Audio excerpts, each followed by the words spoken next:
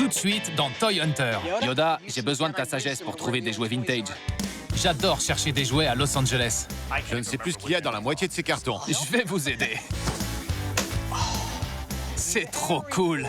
Rien ne vaut Boba Fett, le plus grand aventurier du monde. Barbie Western. Ça fiche la trouille. Je n'ose pas imaginer combien ça vaut.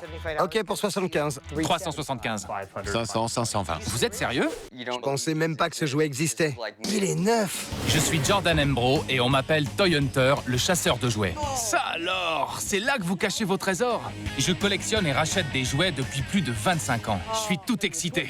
Je ratisse le pays et je fouille le moindre recoin. Eh mais vous savez combien ça vaut? Au milieu de cette camelote. S'il y a des trésors dans vos coffres à jouets, Je viens de toucher un jouet de 17 000 $. je les trouverai.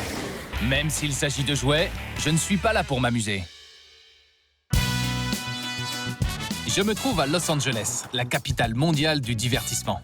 C'est ici que les films, les séries et la musique prennent vie. Cette ville est fière de ses personnages originaux qui jalonnent la pop culture. C'est l'endroit idéal pour chercher des jouets. Mon ami Marc va me tuer si je passe pas au moins à lui dire bonjour. Il a un énorme box rempli de jouets. Pourtant, même si on est de vieux amis, je l'ai encore jamais vu. Tu vas bien?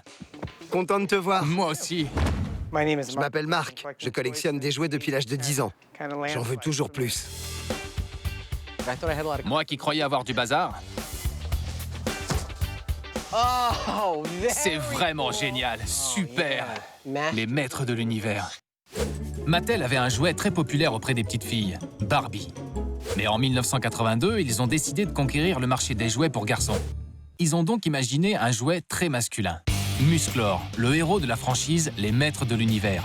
Et en 1985, il se vendait mieux que Barbie. Star Wars et les Maîtres de l'Univers. Il y avait que ça dans les rayons jouets. Ouais. Les jouets Star Wars se vendaient grâce au succès du film, mais les Maîtres de l'Univers, c'était une franchise inédite, imaginée par Mattel. Massaurus, c'était le véhicule de Musclor. Quand il était au volant, il écrasait tout le monde avec son énorme massue en forme de pierre. Ce mécanisme faisait des ravages. Ça donnait de sacrés coups. Ouais, ça a détruit pas mal de jouets.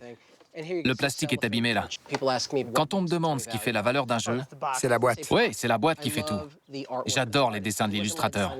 Il n'avait pas le droit de signer ses œuvres, mais de temps en temps, il glissait sa signature. Tiens, justement, regarde, William George, il a signé. La boîte du Massaurus est trop abîmée, mais je vais prendre ces deux autres véhicules. La moto Sonic, une moto d'assaut ultra rapide, et le char tout-terrain, un tank qui exécutait les ordres de Musclor. 65 $?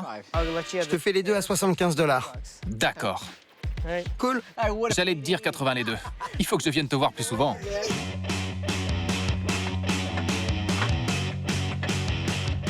Je vais me faire écraser et finir dans la collection permanente de Marc.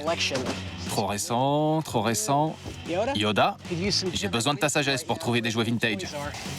Quand on veut trouver des trésors, il faut fouiller. C'est bon, Marc, j'arrive. Et tu m'as pas dit que t'avais tous ces jouets Migo. La première société à obtenir la licence de personnages de films, de séries et de comics. Maintenant, il n'y a que ça, mais dans les années 70, c'était les pionniers. Thor. Depuis que le film Avengers est sorti, beaucoup de gens me demandent si j'ai Captain America, Thor et Iron Man. Ils veulent la gamme complète. Chaque figurine Migo existe en deux versions, dans une boîte et sur du papier carton. Celles sur papier carton se vendent à plus de 3000 $, non? C'est ça. Thor est un personnage des comics Marvel inspiré d'un dieu de la mythologie nordique. Le mot Thursday, jeudi en anglais, est dérivé de Thursday, le jour de Thor. Thor en anglais. Aujourd'hui, c'est mercredi, mais je vais quand même acheter ce jouet. C'est quoi ta meilleure offre? Pour toi, Pour ton ami depuis 20 ans. 450 $. Et si jamais tu ne le vends pas d'ici un an, je te le rachète. À ce prix-là, je vais le vendre en 5 minutes. 500 alors. 450. Nickel. Merci. J'ai un truc que je devrais pas te montrer, mais je te le montre quand même. Le fais pas tomber. Lance-le-moi. Ça non. Attends-moi. Ne l'ouvre pas. C'est bon. Tu l'ouvres? C'est bien ce que je crois? La figurine jamais distribuée de Ralph Super Héros. C'est un prototype. La série Ralph Super Héros a été diffusée pendant 3 saisons au début des années 80. Elle racontait l'histoire d'un professeur qui trouvait un costume rouge lui conférant des pouvoirs obscurs et incontrôlables. Cette série est devenue culte. Elles étaient prêtes, elles devaient sortir, mais ça s'est pas fait. Personne ne sait pourquoi Migo n'a jamais produit ces figurines. Les rares prototypes qui existent encore sont d'une très grande valeur. Quel prix pour moi? Pas de négociation, pas de larmes. Non, non. 10 500 $. Si je te donne 10 500 $, je risque de pleurer un peu. J'ai pas autant d'argent sur moi, mais je veux pas rater cette opportunité. Je peux le négocier pour toi? Je sais que tu veux minimum 10 500 $. Ouais, tu peux même le vendre 25 000 $ si tu veux. Si je le vends 20 000 $, je t'en donne 10 500 et je garde le reste. Ouais, 10 500? pas moins. D'accord. Mon voyage à Los Angeles prend une tournure intéressante.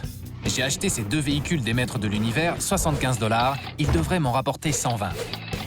Cette figurine d'action de Thor m'a coûté 450 $, mais j'espère la revendre au moins 800 $.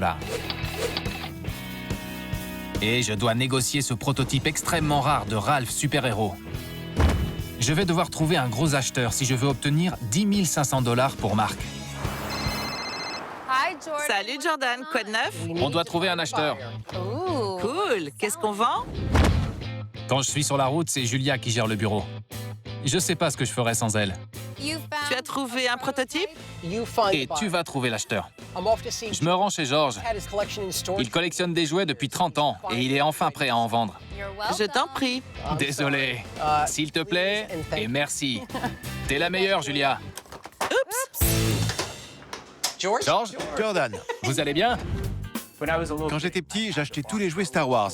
Les super-héros de Mego, les Barbie et tous les jouets de science-fiction de la fin des années 70 et du début des années 80. Voici l'entre à jouer. Bienvenue.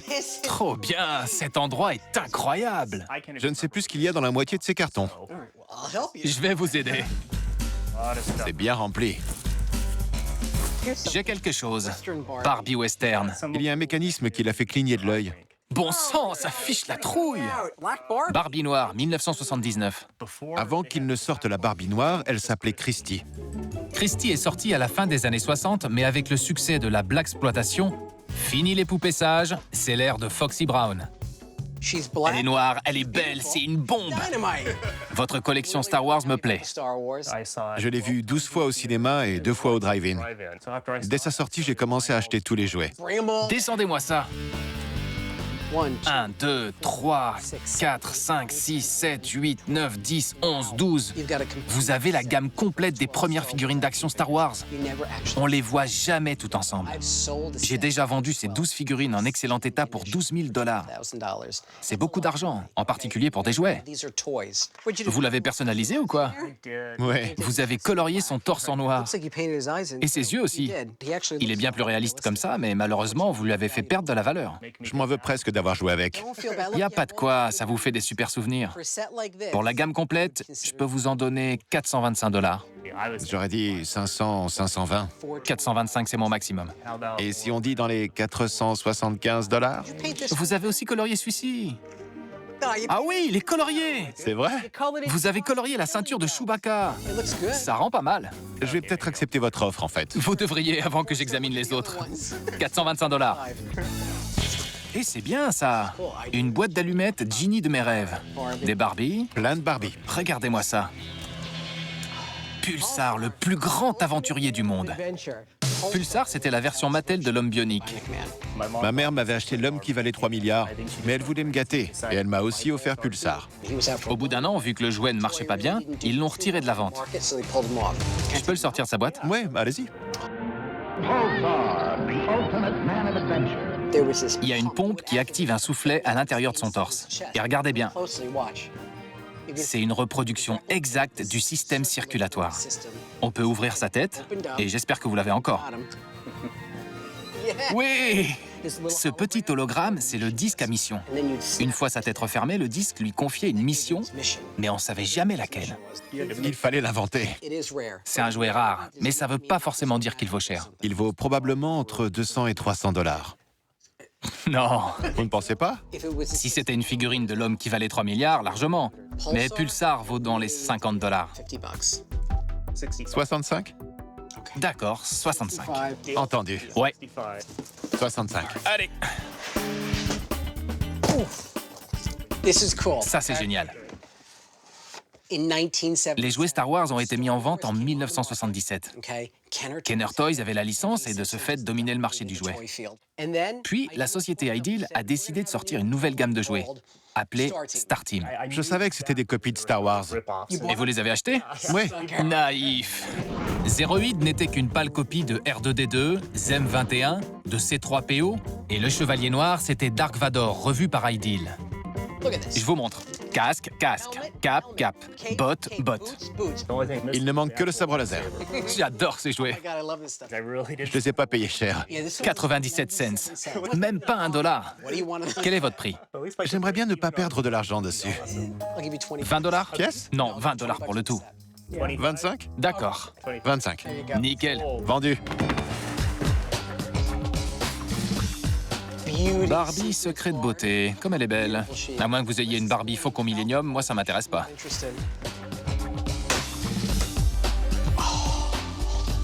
On passe aux choses sérieuses.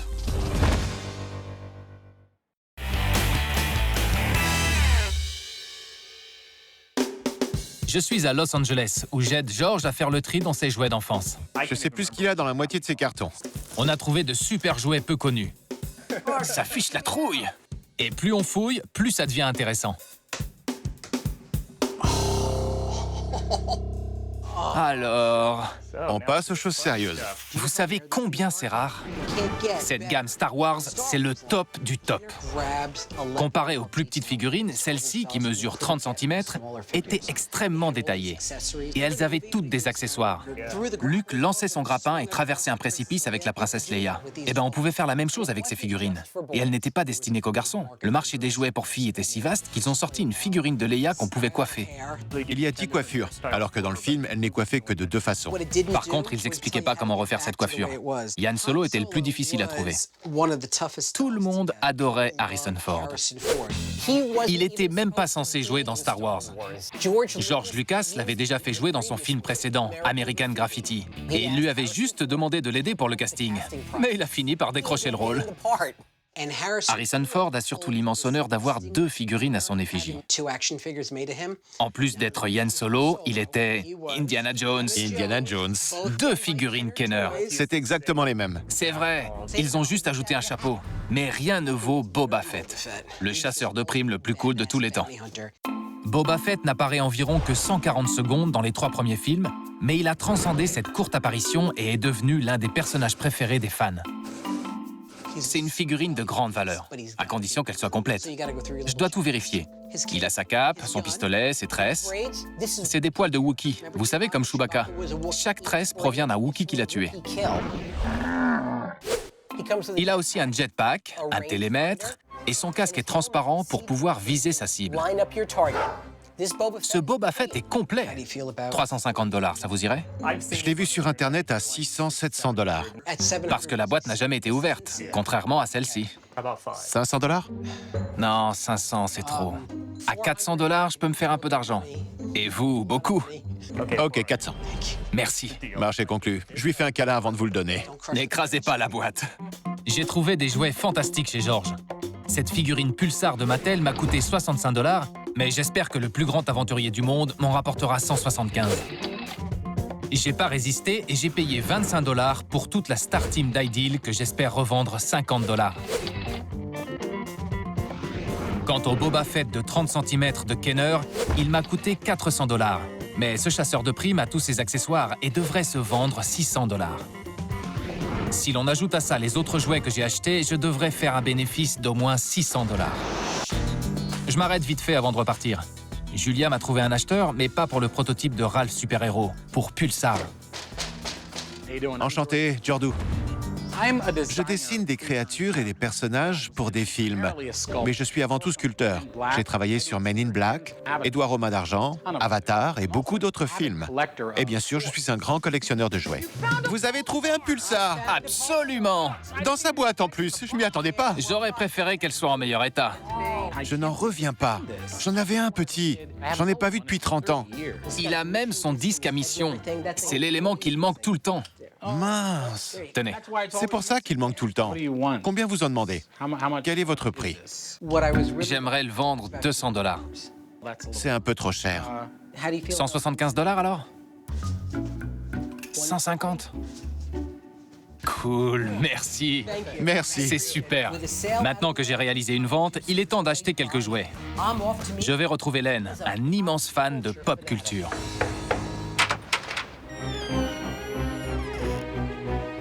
Bienvenue chez moi. Je m'appelle Len. Je collectionne des jouets depuis que je suis tout petit. Et c'est pour ça que ma maison ressemble à ça. C'est incroyable. C'est pas une maison, c'est un temple. Il y a des statues, des répliques d'accessoires. Qu'est-ce que vous collectionnez? Tout. J'aime tout ce qui est pop culture.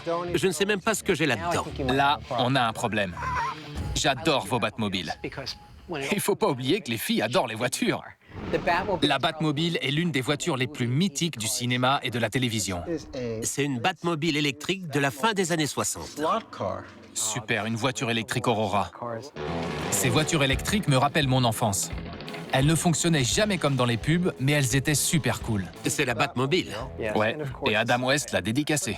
Oui, mais pas la voiture. Je peux mettre du produit à vitre dessus pour l'effacer. Comme ça, elle ne perdra pas de sa valeur. Hors de question. Je plaisante. Drôle de monstre. Ce sont pas vraiment des jouets de collection.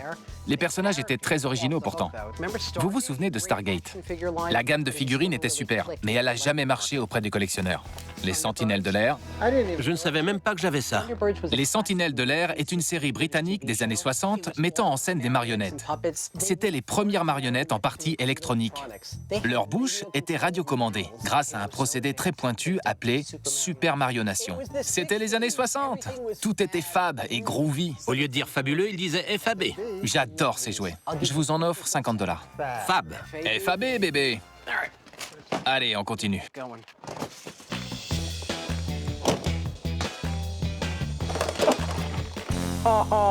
Ça, c'est top. Ouais, c'est un jouet très spécial. C'est ma Chidi Chidi Bang Bang de Corgi Toys. Il s'agit de la voiture volante tirée du film éponyme de 1968. Ça, je l'ai vu au cinéma avec mes parents. Oui, moi aussi. Ma mère m'a emmené le voir quand j'étais petit. Ce film mettant en scène Dick Van Dyke est tiré d'un livre pour enfants écrit par Ian Fleming, le créateur de James Bond. Chidi Chidi Bang Bang n'est pas une Aston Martin, mais c'est tout de même une voiture volante. On peut faire sortir les ailes?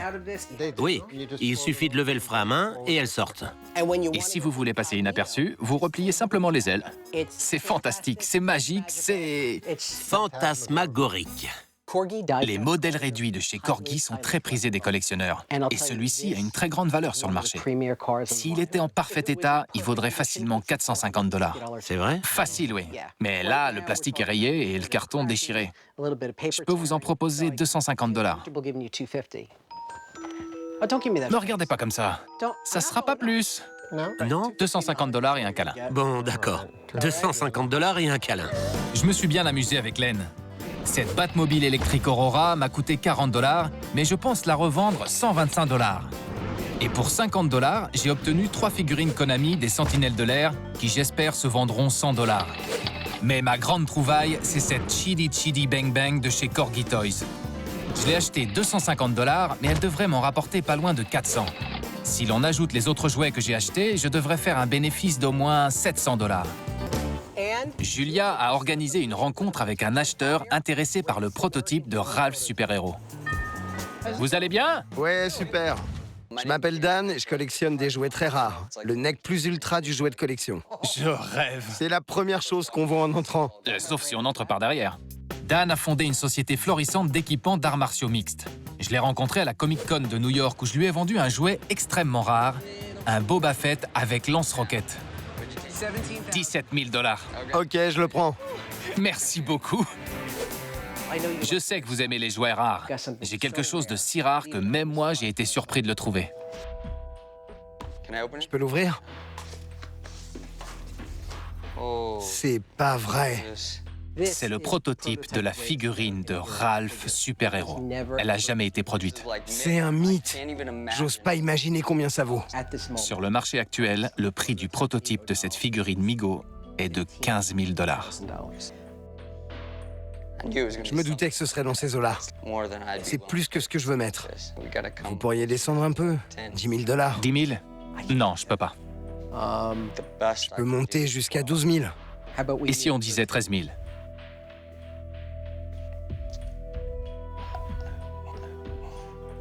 Tu devrais l'acheter. Merci, je le prends. Ouais. Ah, je peux pas vous laisser partir avec. Merci. Il a dit ça parce qu'il sait que tout ça sera un jour à lui. Une nouvelle génération de collectionneurs est née. J'ai négocié le prototype à 13 000 $, Marc aura ses 10 500 $ et j'ai acheté plein de super jouets au passage. Du pro d'arts martiaux au nostalgique, n'écrasez pas la boîte.